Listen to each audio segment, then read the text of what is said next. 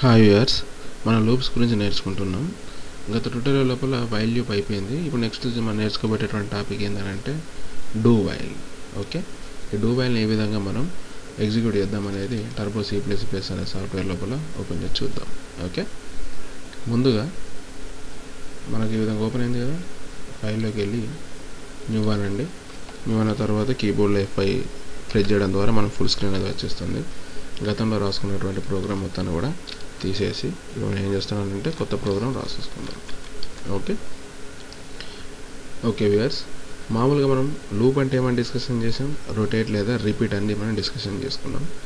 Okay, ఇప్పుడు ఏం చేస్తున్నామనంటే do while గురించి రాస్తున్నాం. అంటే మరి ఇక్కడ రెండు కండిషన్స్ ఇవ్వాలి. ఒకటి ఏంటంటే డూ ఒకటి, రెండోది వైల్ ఒకటి. ఓకే, అదే విధంగానే మనం చూద్దాం. ఓకే, ఇప్పుడు ఏం చేస్తున్నానంటే ఇంట్ అనేది ఎన్ అని తీసుకున్నా, ఈక్వల్ టు ఉదాహరణకి 2 అని ఇచ్చాను. ఓకే, ముందు ప్రోగ్రామ్ రాసుకుందాం, తర్వాత దాని గురించి డీప్ ఎక్స్ప్లెనేషన్ అని చేసుకుందాం. ఇక్కడికి స్టేట్మెంట్ అనేది ఎండ్ అయిపోయింది. ఓకే, స్టేట్మెంట్ ఎండ్ అయిపోయింది కాబట్టి ఇప్పుడు నెక్స్ట్ మనం రాసుకునేది ఏంటంటే మన కండిషన్ ఏంటిది, డూ అని రాసాం కదా. డూ అని రాసేసి ఏం చేస్తున్నానంటే opening brace. Okay, opening brace అనేది ఇచ్చేసాం. ఇప్పుడు printf బ్రాకెట్స్లో ఏం రాస్తున్నానంటే /t.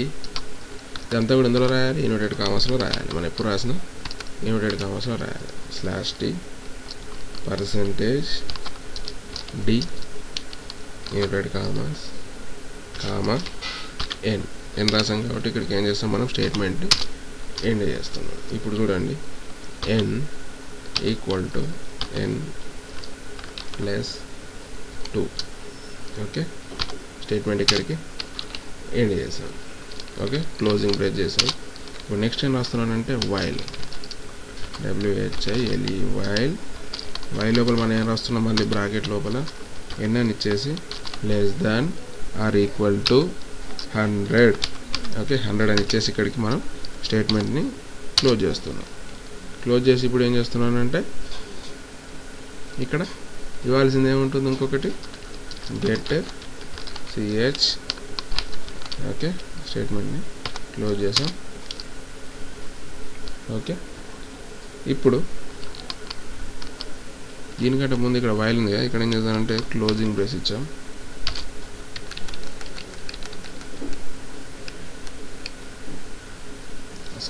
ఇక్కడ ఏం చేద్దామంటే క్లోజింగ్ బ్రేస్ ఇచ్చేద్దాం. ఓకే, ఇక్కడ క్లోజింగ్ బ్రేసెస్. ఓకే, ఒకసారి చెక్ చేసుకుందాం. ఇక్కడ ఓపెనింగ్ అయిందనంటే ఇక్కడ చివరన క్లోజింగ్ అయింది, ఇక్కడ ఓపెనింగ్ అయిందనంటే ఇక్కడ చివరన క్లోజింగ్ అయిపోయింది. ఓకే, ఇప్పుడు మనం ఏం చేస్తున్నామంటే డూ వైల్ గురించి నేర్చుకుంటున్నాం, డూ వైల్ లూప్ గురించి నేర్చుకుంటున్నాం. యాక్చువల్గా మనం ఇక్కడ రాసినటువంటి ప్రోగ్రామ్ దేని గురించి అని అంటే నాకు కావాల్సిన ఏంటంటే ఈవెన్ నెంబర్స్ కావాలి. ఈవెన్ నెంబర్స్ అనేది నేను టైప్ చేద్దాం అనుకుంటున్నాను. ఈవెన్ నెంబర్స్ ఎక్కడ దాకా కావాలి, ఈవెన్ నెంబర్స్ అంటే ఏంటి, 2, 4, 6, 8 అట్లా 100 దాకా కావాలి నాకు. ఓకే, ఇంతకుముందు క్లాస్ లాగానే ఇంతకుముందు మనం ఏం చేస్తాం, వైల్ లూప్ లోపల ఏం చేస్తాం, మనం ఈ విధంగా వైల్ లోపల ఏమి ఇచ్చాం, n అని ఇచ్చేసి ఈ విధంగా మనం కండిషన్ ఏం చేస్తాం, ఈ విధంగా లెస్ దాన్ ఇచ్చేసి ఈక్వల్ 100 అని ఇచ్చాం. ఓకే, అంటే ఇందులోపల ఏమవుతుందని అంటే ఉదాహరణకి ఇక్కడ మనకు లూప్ అంటే ఏమని చెప్పాను, రొటేషన్ అని చెప్పాను. ఇక్కడ డూ లోపల ఏం చేసాం, మనం ఈ విధంగా ఇచ్చాం. ఓకే, మనం ఇంటర్ రాసామంటే పర్సెంటేజ్ అనేది ఇస్తాం. ఇక్కడ కండిషన్ చూడండి, n అంటే n+2. n+2 అనేది ఎక్కడ దాకా మనం రన్ కావాలి, 100 దాకా కావాలి. ఇక్కడ నుంచి ఇక్కడికి ఏమొస్తుంది, అది ట్రూ అయితే డూలోకి వెళ్ళిపోతుంది. ఓకే, ట్రూ అయితే డూలోకి వెళ్ళిపోతుంది. ఒకవేళ ఫాల్స్ అయితే, ఫాల్స్ అని అంటే 100 కంటే ఎక్కువైంది అనుకోండి, అది లూప్ నుంచి బయటికి వెళ్ళిపోతుంది. ఓకే, అర్థమైంది. ప్రోగ్రామింగ్ ఉద్దేశం ఏంటంటే మనం ఈవెన్ నెంబర్స్ని మనం టైప్ చేద్దాం అనుకుంటున్నాం 100 దాకా.